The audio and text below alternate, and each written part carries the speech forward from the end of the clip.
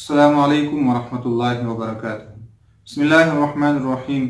अस्सलातु वस्सलामु अला रसूलिल करीम, अम्मा बाद। मेरे दोस्तों बुजुर्गों, अल्लाह जल्ल शानहू ने हमें मुसलमान बनाया है, मुसलमान पैदा किया है, नबी पाक सल्लल्लाहु अलैहि वसल्लम की उम्मत में पैदा किया है। तो हमारा फरीज़ा ये है कि हम आप वसल्लम की कामिल इत्तिबा करें। नबी पाक सल्लल्लाहु अलैहि वसल्लम के जितने भी तरीके हैं वो हमारे जिंदगी में आ जाए। आप सल्लल्लाहु अलैहि वसल्लम के साथ हमारी मोहब्बत हो, हमारी इश्क हो।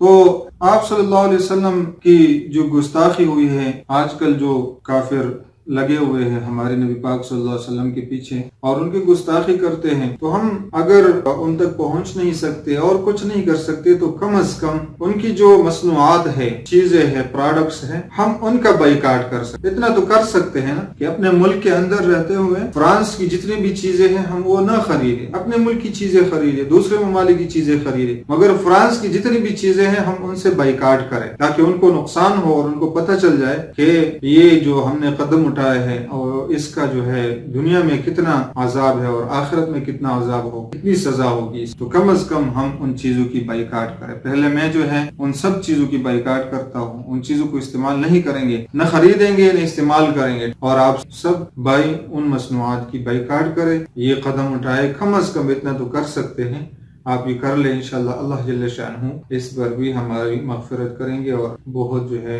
अजर मिलेगा और हमारी जो जिम्मेदारी है वो भी पूरी हो जाएगी। अस्सलामु अलैकुम व रहमतुल्लाहि व बरकातुहू।